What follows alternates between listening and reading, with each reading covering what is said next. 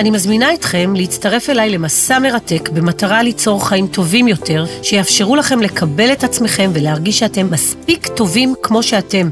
זכרו, ידע הוא כוח, ובעזרתו נוכל לשנות את חיינו ואת חייהם של אחרים. שמי ורד רחמן, מומחית להפרעות קשב, יועצת אישית וזוגית, מאמנת מאותגרי קשב, מדריכת הורים, אימא לשני ילדים מאותגרי קשב. אז בואו נצא לדרך. למה אנחנו מחכים? ברוכים הבאים לפודקאסט, באתי לעבוד לעולם טוב יותר.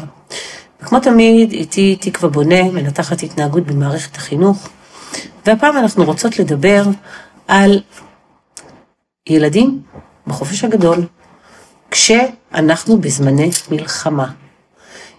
אנחנו נחלק בעצם את השיחה שלנו לשתיים. איך מתמודדים עם ילדים שיש להם ADHD בתקופת מלחמה וחופש, ואיך מתמודדים עם ילדים על הרצף שנמצאים בבית בתקופת מלחמה וחופש.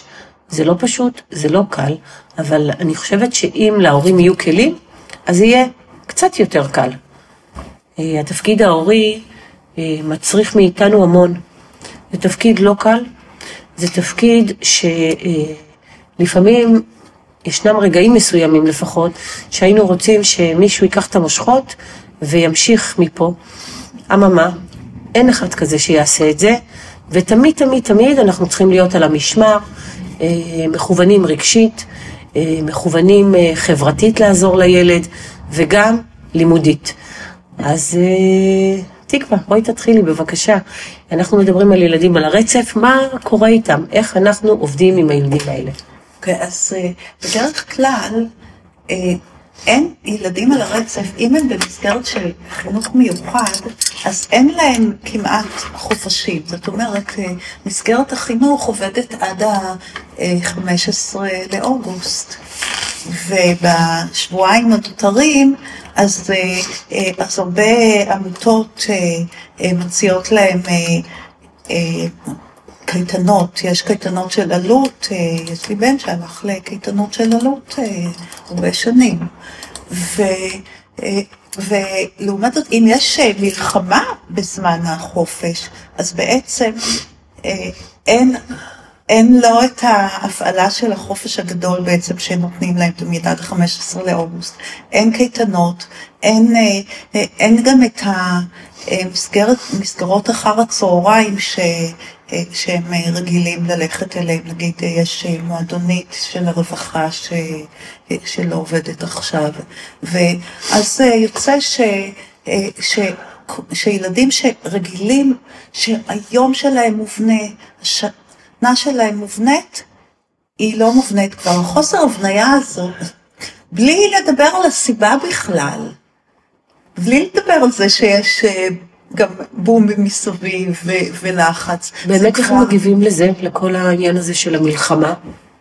אז אני יודעת שיש ילד על הרצף שראיתי שהוא בהזעקה היום בבוקר שהיה יותר, אז הוא עשה פיפי על המזרון, כאילו הוא ילד שכבר עולה לכיתה א' וגם בו וזה, אבל הוא נלחם. זאת אומרת, יש רגרסיה בהתנהגות. כן, כן, כן.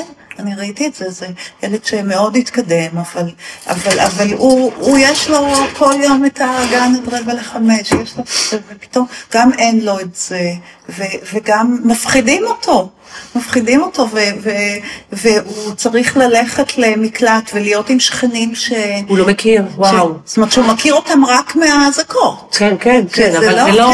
זה לא השגרה שלו. הוא מתחיל להכיר, הוא מתחיל לקרוא, כאילו, הוא קרא לי בשם שלי, הוא כבר יודע את השם שלי, הוא כבר אומר את השם שלי, אבל מה שעשינו, שגם לא רק בהזקות, כל פעם שאני רואה אותו, אז האבא שלו אומר לו את השם שלי, בשביל שכשנגיע להזקה, הוא יכיר אותי. כן, לעשות לו את הסביבה מוכרת, כי יש להם בעיה עם מוכר לא מוכר. נכון. עם שינויים. כן, להיות במקלט עם אנשים שהם לא מוכרים, כן? מאוד מאוד קשה, הרבה ילדים על הרצף, גם קשה להם לזהות פרצופים, אז צריך לעבוד על זה הרבה. אז שוב, גם כשהם לא בהזקה, גם כשפשוט אין להם את המסגרת, הם לא יודעים איך להשיג את עצמם. יש כאלה שכן, כמובן, בתפקוד היותר גבוה ובגילאים היותר גדולים. הבן שלי נדב, שהוא בן 19, הוא ממשיך להיפגש עם החברים שלו בדיסקורד, אבל גם פחות, הוא בלחץ. הוא בלחץ, הוא לא רוצה. יש לו את הזומים, הוא נכנס לזומים. העניין הוא עם הזומים, כן. אם אני לוקחת את זה לילדים מאותגרי קשב, העניין של הזומים מאוד מאוד פרובלמטי, היות וקשה להם מאוד להתרכז. יש לי תלמידים שזום לא אפקטיבי להם. תחשבי שבתקופת הקורונה, כן, וגם בתקופות של המלחמה אחרי ה7 באוקטובר, הם לא הצליחו ללמוד. הם פשוט היו, חלק מהם היו עוד כיבדו ופתחו והסתכלו ואמרו לי, ורד, לא, בלתי, והיו כאלה שבכלל לא פתחו. הם אמרו לי, תקשיבי, אני לא מצליח. אני באמת לא מצליח ללמוד בזום. כרגע משרד החינוך אמר לשים דגש על תכנים רגשיים ולא לימודיים. זה גם סוף שנה וגם באמת אי אפשר. שוב, מה יותר חשוב? יותר חשוב התכנים הרגשיים, יותר חשוב לתת להם עכשיו. חוסן הנפשי, נכון, בדיוק. והכניסה לזום היא בשביל שהם יוכלו לדבר על מה הם עושים ומה הם מרגישים ולשתף ולשמוע את החברים שלהם ולשמוע ושירגיעו אותם. נגיד אתמול ילד בכיתה של לקויי למידה אמר, ומה אם תהיה אזעקה כשבאמצע השיעור? אז המורה אמרה לו, אז אם אתה רוצה, אני יכולה לקחת איתי את הלפטופ לממד ולהמשיך משם. להכין אותו לזה, שזה יהיה בסדר, גם אם תהיה אזעקה. ודיברנו, לא היה שיעור רגיל, אלא יש תכנים גם שמשרד החינוך הכין לצורך. במיוחד לתקופה, כן. אני רוצה לקחת ברשותך, את המקום הזה שדיברת על משרד החינוך שאמר, בוא ניקח את התכנים הרגשיים ונטפל בהם. ואז אני לוקחת את זה, את הילדים מאותגרי הקשב, לתקופה של חופש ומלחמה. אז אני רוצה שתביני, וקודם כל הצופים שלנו יבינו מאזינים, מה זה להיות במקום הזה של אימא, שצריכה גם לתת מענה רגשי, גם להיות צוות הווי ובידור, כן? גם לדאוג לקטע הלימודי, כן? כי אני חושבת שבחודשיים האלה, ילדים עם הפרעות קשב, זה הזמן הכי טוב להדביק פערים לימודיים. ואז האמא מרגישה כל כך עמוסה, כי יש לה גם וגם וגם. אז אני אומרת, וואו, כמה זה קשה. ובדרך כלל גם אין לה חופש, כשלילדים יש חופש, ויש הרבה אמהות שכן עובדות גם במצב הזה. בהוד השרון, דרך אגב, עשו שמרטפייה עכשיו לילדים של צוותי הרפואה וכוחות הביטחון. איזה יופי? לא ידעתי, איזה יופי. כן, חשוב. אז אני אומרת, שכשאימא, את אומרת, לא נמצאת בבית, אני אגיד לך משהו מעבר. יש אימהות שעובדות מהבית, כן? ואני אומרת, אימא שעובדת מהבית, וגם צריכה לתפעל את הילדים. העומס הוא ענקי. אבל אני חושבת שהדבר הראשון שאימא צריכה לעשות, תחשבי על שני ילדים שיש לה, כן? שני ילדים מאותגרי קשב שהם בבית, וכמה מתח הם מייצרים, כן? במיוחד אלה עם ה-H. שצריכים את הפעלתנות, כן? ולהוציא את האנרגיות שלהם. אז אני אומרת, במצב כזה, כשאת מכירה הכי טוב את הילדים שלך, את קודם כל צריכה לעצור. לעצור רגע ולעשות חשיבה. איך את מארגנת את היום שלך ככה, שגם תתני מענה לילדים, אבל גם שתתני מענה לעצמך. אם את לא תצליחי למלא את עצמך בדברים קטנים, ב5 דקות כוס קפה, למצוא למשל פעילויות שאת יכולה לעשות איתם, למשל לרקוד איתם, לשיר איתם, פעילויות כאלה, לצאת עם הכלב להליכה, אם יש כלב, כל מיני פעילויות שאת ממש מכוונת את התנועה שם. גם דיברנו על זה שילדים הם צריכים תנועה, תכנים גם בזום, הרי נותנים להם שם גם שיעורי תנועה, ובכל שיעור כדאי מאוד להכניס תנועה. אני ראיתי בשיעורים שמשרד החינוך הכין, שאומרים כאילו, הילד, אתה רוצה, הנה שאלות ותענה כן ולא, אבל אל תעשה את התנועה ככה, תעשה, אם זה לא, אז ממש תעשה סקווטים, אם זה כן, תעשה ככה, נופף בידיים, זאת אומרת ממש להפעיל את הילדים, ואז גם כדאי שאם זה עוזר לפרוק מתח, ואני ראיתי סרטונים של אמהות שהראו של ילדים שעושים שיעורי שחייה בזום, ושיעורי קראטה בזום, אז כן, אפשר לעשות את הדברים האלה, הכל בגלל שעשינו חזרה גנרלית בקורונה, ששם זה לא היו בומים והילדים לא היו בסכנה ואפשר היה, ועכשיו כבר, כן, עכשיו הילדים כבר מתורגלים והם יודעים לעשות את הדברים האלה. כן, אני חושבת שהמקום של לייצר שגרה יציבה, בזמן הזה של חופש, תמיד דיברנו על זה קודם, אז עכשיו על אחת כמה וכמה שזה יותר חשוב, כי את השגרה היציבה ממילא, מגיעים הסירנות, האזעקות, ומכניסים אותנו לממ"ד, אז השגרה לא תלויה בנו. זאת אומרת, יש אירועים חיצוניים שאנחנו לא שולטים עליהם. אבל אם אני אייצר שגרה, ובשגרה שלי יהיו פעילויות שאני שולטת בהן, זה יעזור גם לי וגם לילדים להחזיק את המקום הלא ודאי הזה.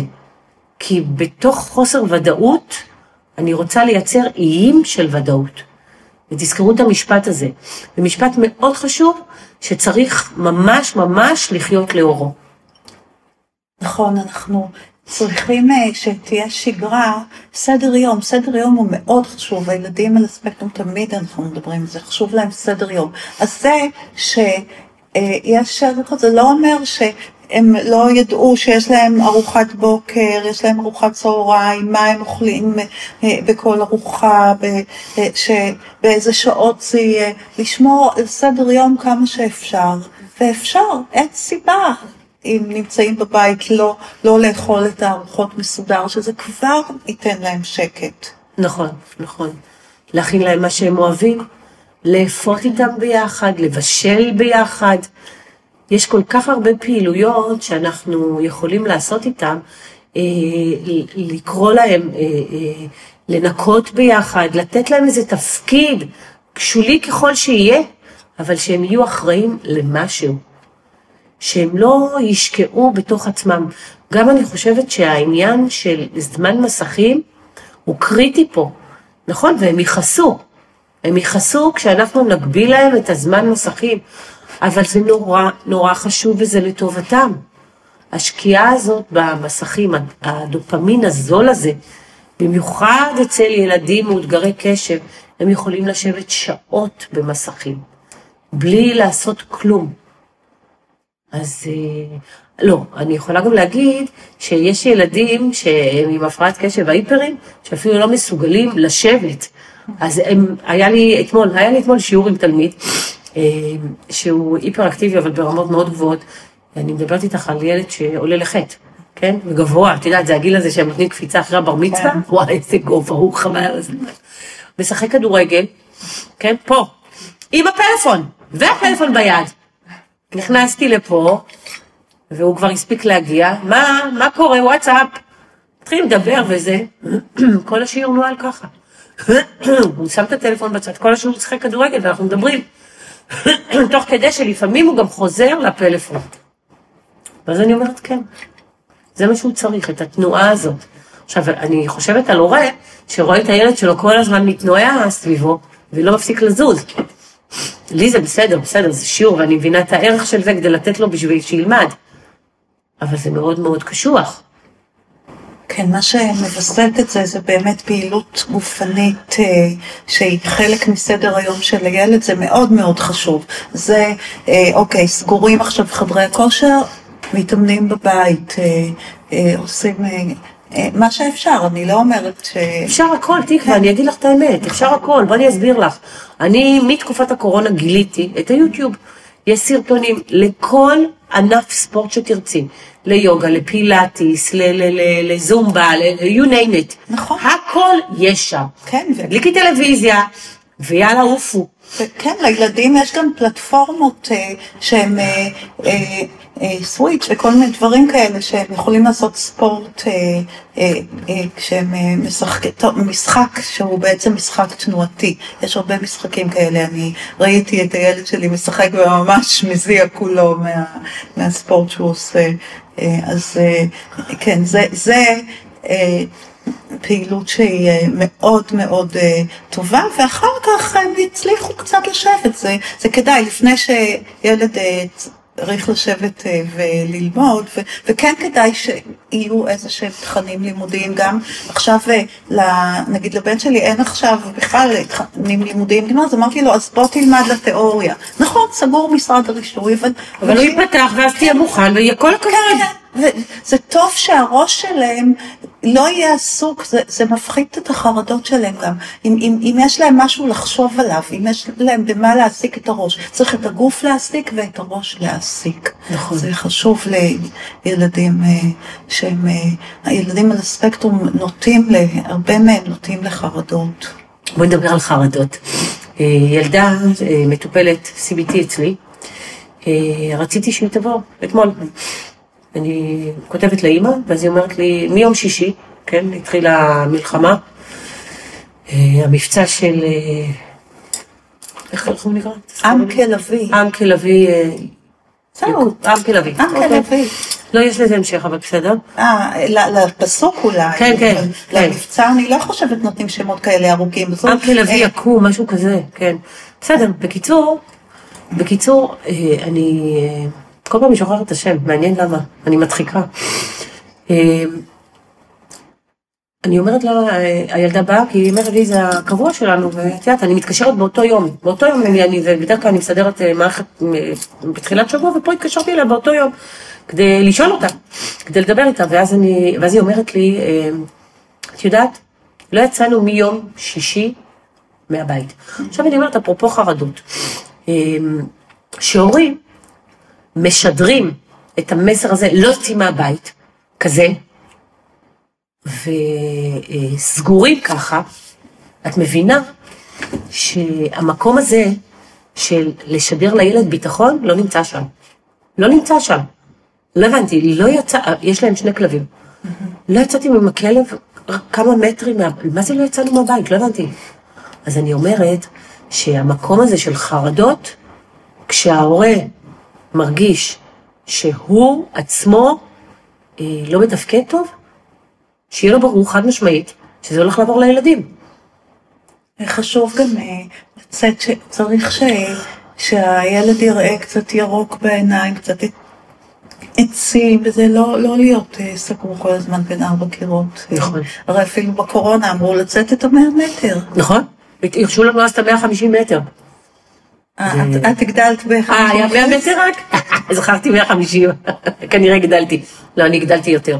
לא, אבל אני פשוט, אני לא רגילה. אבל אני אומרת, כן, זה המקום שאני צריכה להיות איתם ביחד. ואם אני מדברת על חרדות, בוא ניתן עוד כלי שיוכלו לעבוד איתו. אני חושבת שבסוף היום, או אפילו בארוחת ערב, לשבת ולנהל שיח רגשי. איך הרגשת היום? איך היה לך היום? משהו אחד טוב שקרה לך. אחד טוב שקרה לך. חבר התקשר אליי ודיברנו, לא יודעת מה, ראיתי סרטון ואני אספר את הסרטון הזה לכולם.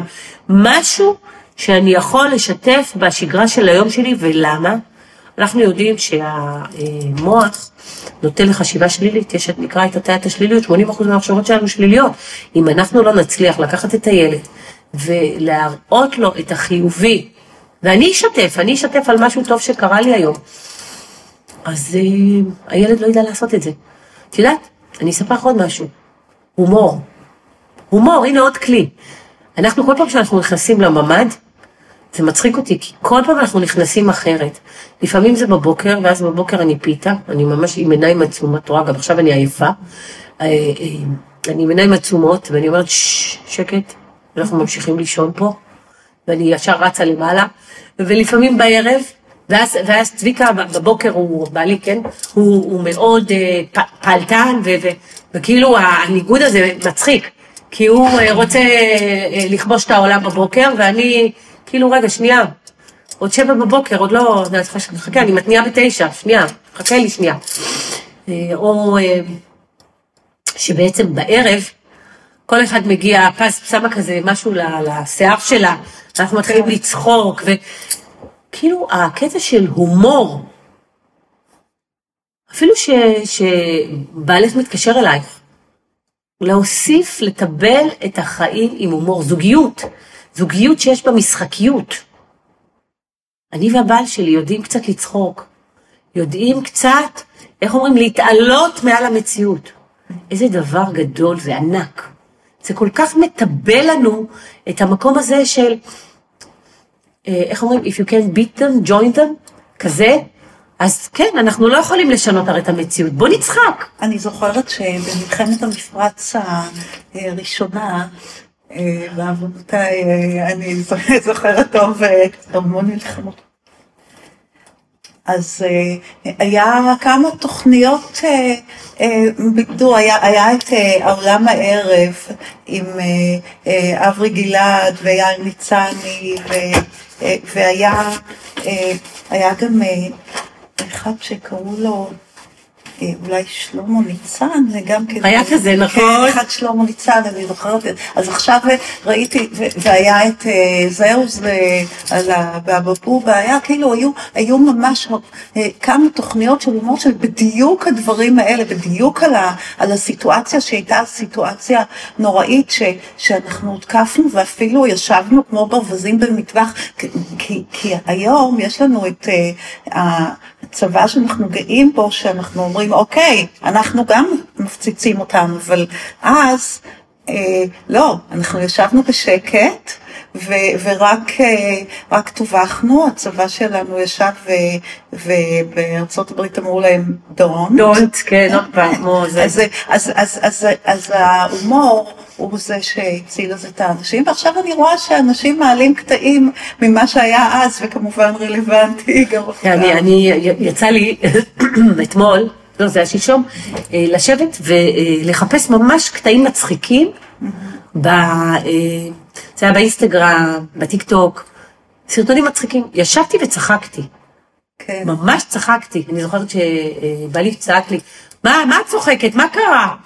ואז אני אומרת, אם אני רוצה לתת כלים, אז אני יכולה להגיד, תשמעו, ראיתם סרטון מצחיק? תשמרו אותו, שתפו אותו, שבו תצחקו ביחד. נכון, אז באמת כשישבנו היום בבוקר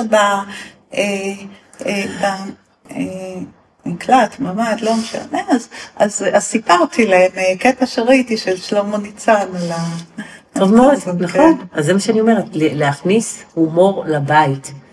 ואם אני לוקחת עוד כלי, כשאני רוצה לתת להורים, זה בעצם להציב בפני הילד מטרות מדידות קטנות. לא עכשיו להציב מטרה גדולה ולהתאכזב, אבל להציב מטרות קטנות, ובעצם ברגע שאני מציבה מטרות קטנות, אני אחזק כל הצלחה קטנה, למצוא את הדברים הטובים. את יודעת, יש לי מטופלת, זוג שהצלתי להם את הזוגיות, ועכשיו אני מטפלת בבת שלהם. הבת שלהם עם ADHD, ילדה עם התפרצויות זעם, חוצפנית שאין כדוגמתה, אבל איך זה התחיל? עם מאבקי כוח. ההורים מנהלים איתם מאבקי כוח. הכל, אני אמרתי, אני עשיתי, וילדים כאלה, זה לא יצלח. מאבקי כוח יש לוז, אין ווין, אף אחד לא מנצח. ויום אחד, האמא נכנסת לבית, היא והבעלה, בעלה שוכב בחדר, ואז היא אומרת לו, החמורה הגדולה שלך ככה, החמורה הגדולה שלך לא עושה כלום. תקשיבי, ראית אריה ששואג, היא קמה, הילדה, הכי עצבים שיש, אני לא רוצה לתאר לך את המריבה שפרצה באותו יום בבית, את הכללות ואת הצעקות שהיא צעקה, משהו פנומנלי. ואז אני באמת אומרת, לא, אל תעשו ככה, לא ככה בונים חומה. את רוצה לעבוד איתה? ובאמת היה לי סשן איתה לאחר מכן, עם הילדה. כי אני גם עובדת גם עם ההורים וגם איתה, כי מה לעשות? קודם כל זה התפקיד ההורי וצריך תיאום ביניהם. אז אמרתי לילדה, למה ככה? עם הסתומה, עם כל מיני כללות. אז אמרה לי, תקשיבי, היא לא מבקשת. היא חושבת שאני אעשה לבד. לא יקרה, לא יקרה. את יודעת, אחד מהקשיים של אנשים עם ADHD זה הנעה לפעולה. כן. אני יכולה לראות את זה אצל הבת שלי הקטנה. היא נשכבת במיטה, רואה טלוויזיה. היא יכולה לשבת הרבה זמן, בלי לזוז. אלא אין את ה-H, אין לה את ההיפריות. רק את הקטע של, את יודעת, הסחות וכאלה, שהיא צריכה ללמוד נגיד, היא לא מרוכזת, וזה מפריע לה מאוד. אז היא יכולה לשבת שעות בטלוויזיה ולא לזוז. ולכי תזיזי אותה עכשיו ברגע הזה, תגידי לה סתם דוגמה, תסדרי את הגיגי. לא יקרה בחיים, לא יקרה. תני לה את הזמן שלה, והיא תמצא את הזמן לעשות את זה. אצל ילדים על הספקטרום, ההנאה לפעולה חסרה ברמה עוד יותר חמורה. זאת אומרת, יכול ילד על הרצף לקפוא מקור, והוא לא יפעיל את החימום, או לא ילבש סוודר, כי אין לו את ההנאה לפעולה. הבנתי, וואו. אז זה בדיוק מה שאותה מטופלת אמרה לי. אמרה לי, ורד, שאמא תגיד לי מה היא צריכה, במילים מדויקות, ושתיתן לי מרווח זמן, אני אעשה את זה.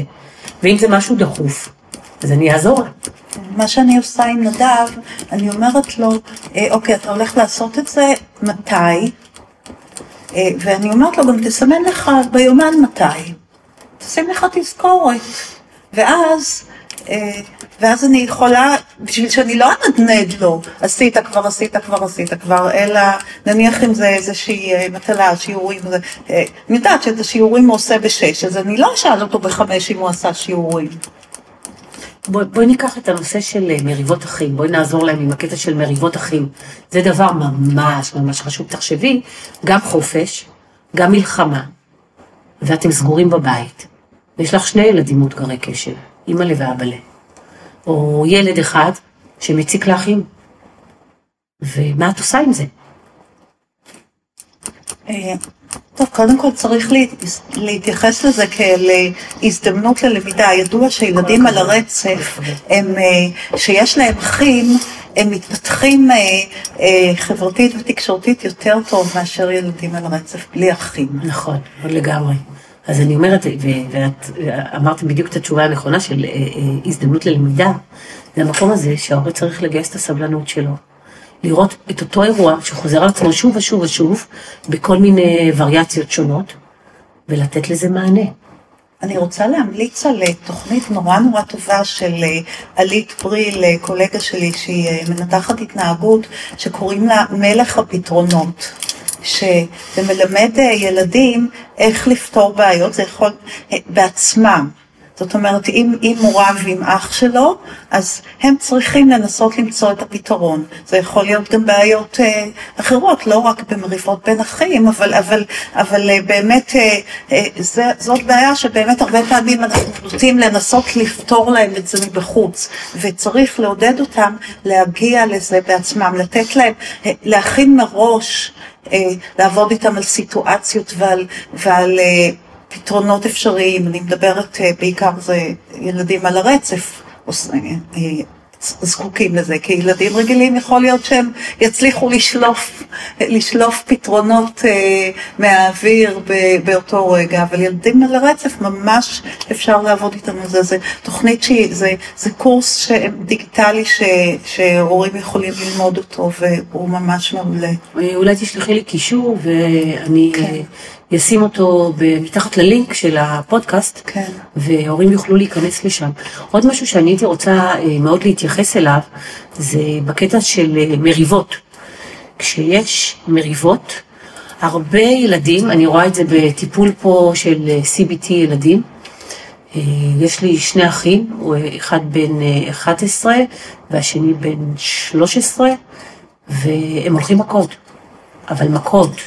אני מדברת על מכות חזקות, ואני חושבת שהדבר שהורים צריכים לשים לב אליו, זה להגיד, אצלנו בבית לא מרביצים, ולהגיב בצורה מאוד מאוד חמורה למכות. אני ראיתי טיפ שנתנה עלית בריל, אני חושבת פשוט עכשיו על התוכנית שלה, בנושא של מכות, היא אמרה, תמיד אנחנו אומרים, בואו נגיד מה כן ולא מה לא, בואו, מותר לתת מכות באוויר, וללמד את הילדים, בואו נעשה עכשיו תחרות שנותנים מכות באוויר, ונראה מי מנצח ומי זה, ואז במקום להגיד, אנחנו לא נותנים מכות, אנחנו נותנים אצלנו בית מכות באוויר. יפה מאוד. יפה מאוד. בסדר, אם יש ילדים שזה יעזור להם. כן, כן, אני ראיתי... כי הם צריכים את התנועתיות הזאת באותו רגע. כן, וזה גם יכול להוציא אגרסיה, אתה עושה ככה. נכון, נכון. זאת אומרת, תנועות שבאמת אתה מראה באמת הכעס שלך, אבל אתה לא פגעת באף אחד. נכון. את יודעת, אתמול היה לי מטופל, בגיל, הוא כבר בן 47, והוא עם ADHD, והוא מספר לי על מכות שהוא היה חוטף מהאחים שלו הגדולים. את יודעת מה הוא אמר לי? הוא אמר לי, לא הייתה אהבה בבית. הוא בקושי מדבר עם האחים שלו. גם כשהוא נפגש איתם, את יודעת, פעם באף פעם, הוא לא מרגיש שום קשר אליהם. ואיך הוא אמר לי? הוא הסתכל עליי, והוא לקח את היד שלו, הוא אמר, את יודעת ורד, זה נשאר פה, והוא מצביע על הלב שלו, זה נשאר פה. אמרתי לו, אני מבינה אותך, בטח שזה נשאר פה. כן, זה בתוך הלב. זה דברים שלא עוברים לסדר היום. זה דברים שאי אפשר לשכוח אותם. זה ממש התעללות. תחשבי, זה כמו התעללות חסר ישע, כי הילד הקטן, הוא לא ידע להחזיר. נכון. הוא סיפר לי שהמכות האלה המשיכו עד גיל, קחי אוויר, 17-18. זה לא יכול להיות, 17-18 הוא כבר חזק. אבל הוא היה ילד מאוד חלש, מאוד רזה. הבנתי. כי אצלנו... אני הייתי בהלם שהוא אמר את הגילאים האלה. כן, אצלי הבנים כאילו יחסי כוחות ביניהם נבעו רק מהגיל, ואז ילד שהיה חוטף מאח שלו שגדול ממנו ב6 שנים, הגיל מסוים שהוא הגיע, שהוא כבר היה בערך בגודל שלו. גם אצלי הבנות זה 7 שנים, ואור הרבה פעמים הייתה כועסת ורוצה להרביץ, ואמרתי לה, את לא, תעזי להרים עליה יד. את יכולה להגיד מה שאת רוצה. איך אמרת, כפר עלייך? תרביצי באוויר. זה פעם ראשונה שאני שומעת את זה. וואלה, זה רעיון ממש טוב. תרביצי באוויר, אבל את לא תגעי בה. לא תגעי בה.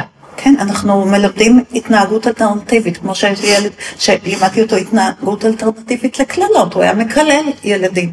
אז לימדתי אותו להגיד, די, נו, תפסיק, כאילו, להביע את המורת רוח שלו, זה לא אומר שאתה עכשיו צריך להסכים לכל, אתה לא יכול לרעוס על חבר, אתה יכול, אבל אתה יכול להביע את הכעס, לא בפה מלוכלך. נכון. בכיתה, נכון, אבל גם בבית. ואני חושבת בבית זה לא, אני כבר לא... לא, בסדר, אבל אני אומרת, זה התפקיד של ההורים בבית. בבית, שזה דברים כאלה קורים, כן? אז אני חושבת שבאמת, באותם רגעים, אם אני מדברת על ילדים של ADHD, פשוט להפריד. כן. כנס לחדר שלך, תירגע, גם אתה תיכנס לחדר שלך, תירגע, ולא לעשות את זה כבתור עונש. פסק זמן, להירגע. ואז, כשאתה רגוע, אפשר לבוא ולדבר, אבל מאוד מאוד חשוב התיווך הזה של ההורה. לא לזרוק אותם ולהגיד להם, תתמודדו לבד. לא כשזה מגיע למכות. לא כשזה מגיע... את יודעת, אלימות מילולית היא לא פחות גרועה מאלימות פיזית.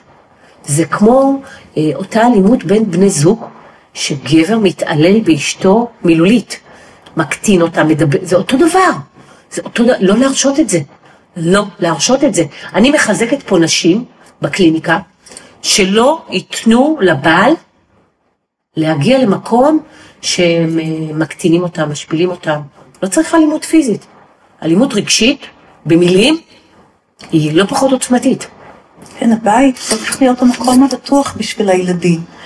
אלימות בין הילדים במשפחה, זה בעצם כן נכון, זה סוג של אלימות במשפחה, וזה, לא רואים את זה מבחוץ, אבל זה פוגע הרבה יותר מאשר אלימות בחוץ. אני לא זוכרת, מישהו אמר לי, ממש בתקופה האחרונה, לא בא לי לחזור הביתה. לא רוצה להיות בבית. ואז אני אומרת, כאילו, בדיוק מה שאת אומרת עכשיו, זה המקום הבטוח. איך אתה לא רוצה לחזור הביתה? כי זה לא המקום הבטוח. אין שם מישהו ששומר עליי. סיפרה לי אתמול מטופלת שהייתה אצלי, לפחות הטיפולים ממשיכים. אמרה לי, הגענו לאירוע מכונן, לטראומה שבעצם מצווה את החיים שלה. לא להרגיש, לברוח לשתייה. היא אמרה לי, אבא שלי אמר לי, מה את סתומה? מה את בוכה? היא הייתה לתקופה שהיא הרבה בכתה. ככה היא הייתה מביאה את הרגש שלה. תפסיקי לבכות, כי אם לא תפסיקי לבכות, אני 1, 2, 3. והיא באמת למדה לנעול את הרגש ולא לבכות. אז אני אומרת, המקום הזה של לבכות, של לדבר רגש, אם הילדים שלכם עושים את זה, תהיו שם בשבילם. כי אותה בחורה, שהיום היא בת 21, היא לא בוכה. את יודעת מתי היא בוכה? שהיא שותה. אחרי שהיא שותה לשוחרה, אז היא בוכה. כי משהו משתחרר שם. ואז אני אומרת, זה לא הגיוני. זה לא הגיוני שבן אדם צריך, זה פעם ראשונה שאני שומעת כזה דבר, שאדם שותה כדי לבכות. אני יודעת שיש אסקפיזם, שאדם בורח מרגשות קשים, אבל היא שותה כדי לבכות, היא אמרה לי את זה בפירוש. איזה עצוב זה. אז אני אומרת, ילד בוכה אצלכם בבית, בחופש, בתקופה הזאת של המלחמה, תחבקו אותו. אל תגידו לו, תפסיק לבכות. כן, אני יודעת שזה קשה באוזניים, ברור לי. אני בכי, היה לי תמיד קשה. כאילו, איך היו אומרים לי הורים?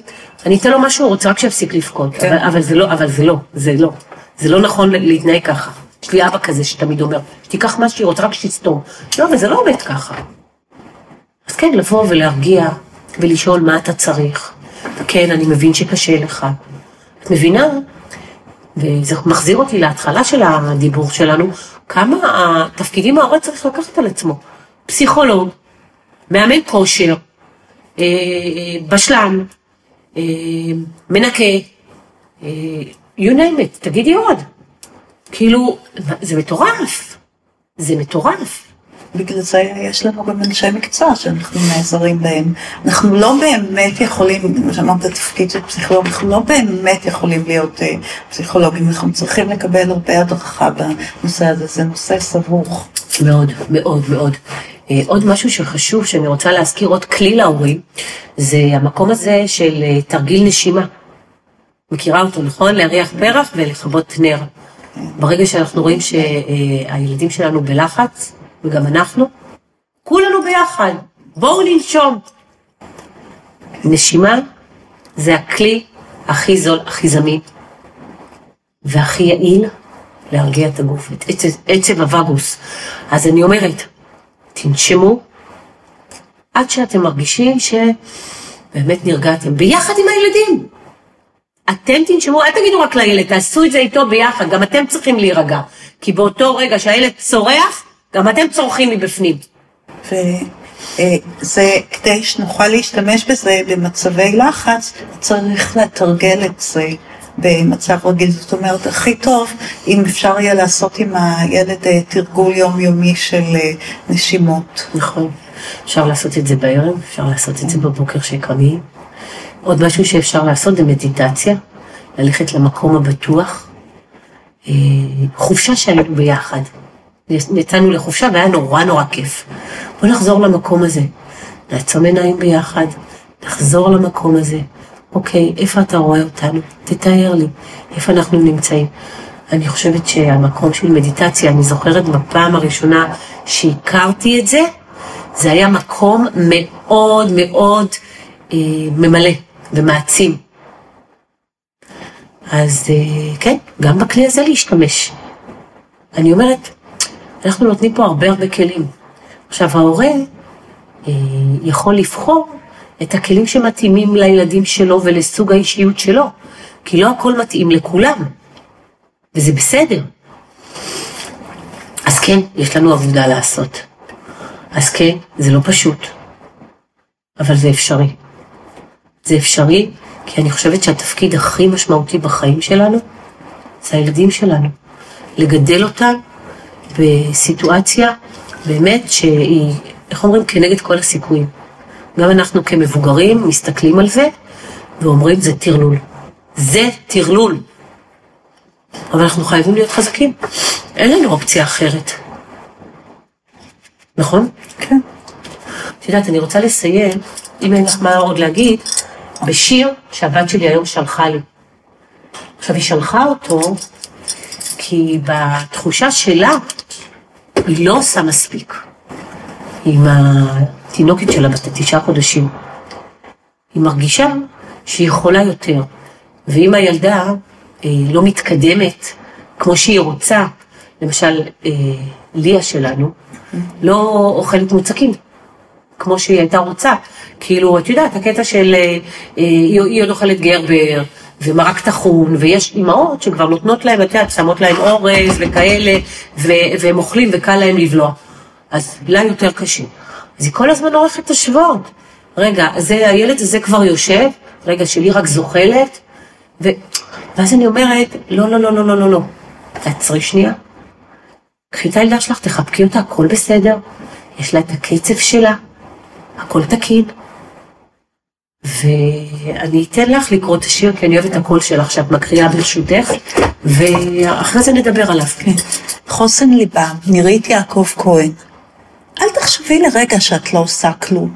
בכל חיבוק, בכל מילה טובה, בכל הקראת סיפור, בכל הכנת ארוחה, בכל דגדוג, בכל לחישה, בכל הקשבה, בכל תשובה, בכל רגע שבו את חוף מבטחים לכל הרגשות שגועים וצופים, את בונה את הממד האמיתי לילדים. ראית, היום קיבלתי את זה, היום היא שלחה לי. ואז אמרתי, וואי, זה הנושא שאנחנו הולכים לדבר עליו. היא הרימה לי להנחתה, כמו שאומרים. אז כן, אנחנו צריכים לזכור שאנחנו העוגן, שאנחנו החוסן הנפשי של הילדים שלנו, שאנחנו עושים מודלינג, והם יראו אותנו חזקים, גם הם יהיו חזקים. ואנחנו רואים היום, כל הלוחמים שלנו זה דור של עריות. דור של עריות, תראי, המבוגרים, כמה מילואים עושים. יש דברים כאלה בעולם? אין דברים כאלה. אנשים עוזבים משפחה והולכים להילחם למען המדינה. אין חיה כזאת. אז הלוואי ולא נצטרך את זה. אבל כמו שאנחנו יודעים, המדינה שלנו זה לא שושנים וורדים, אלא שושנים וקוצים. וכן, יהיו לנו סיטואציות כאלה, ואנחנו צריכים לפתח אצל הילדים שלנו חוסן. חוסן רגשי ונפשי. ולשמש באמת דוגמה איך לעשות את זה נכון. להם אין את הכלים, לנו יש. אז נלמד, וכמו שאמרת, נעזר באנשי מקצוע. זה לא בושה לבוא ולעזר. זה לא נכון לגרום להם להרגיש לא טוב. יש לך משהו להגיד לסיום? לא, אז באמת מה שאמרת מאוד חשוב, שאנחנו נשמור על הרוגע שלנו. יופי, יופי. אז נעשה ונצליח, ישועות השם כהרף עין. אמן. ותפילות. תפילות לשחרור החטופים, תפילות לחיילים שלנו שנמצאים שם, ובזכותם אנחנו פה, לא לשכוח את זה לרגע, אפילו לא לרגע.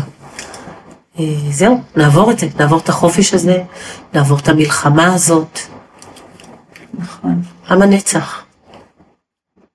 תודה שהקשבתם, ואני מקווה שהפרק הזה יהיה לכם לתועלת. תפיצו אותו. כשאתם שומעים אותו ואתם לקחתם מפה משהו, תפיצו לאחרים, שישמעו ויעזרו בכלים שנתנו. אז שנדע ימים שקטים, ותודה שהקשבתם. להתראות.